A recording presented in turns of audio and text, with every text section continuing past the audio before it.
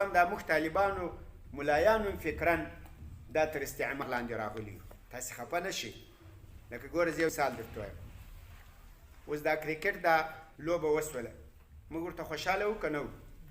او که اوس له تاسو چې پوښتنه وکړم چې دا د کرکټ د لوبغاړو نومان واخلئ، د تاسو به زده یې که به نه یې زده؟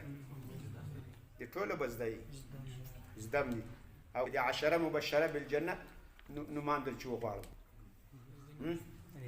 هغه به م نه یې زده. اوس دا یو فکري استعمار ده. تاسو خبرې ته پام وکړئ. کرکټ لوبه دا اصلا د انګریزانو لوبه ده، د انګریزانو جوړه کړې، او دا اوس په هغه ملکو کې کیږي چې هغه یا د انګریزانو ملکونه دي یا انګریزانو په هغوی استعمار چلولی، لکه هندوستان، پاکستان، بنګلادیش، هلته یو بل ملک هم ده، استرالیا،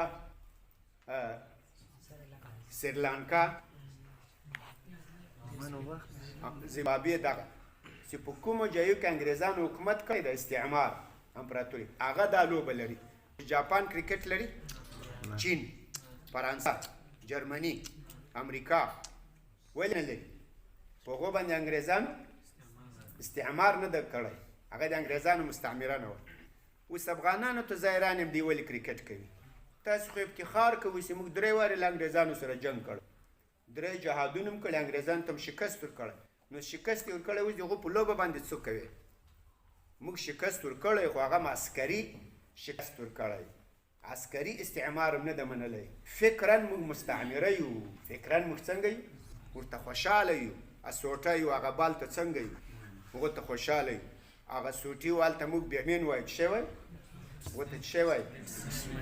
بیستمین ده که څه بلد. هغو ته باید داسې ونه وایو، هغو ته باید د سوټي والا ووایو یا د دبي والا. د څه شي والا؟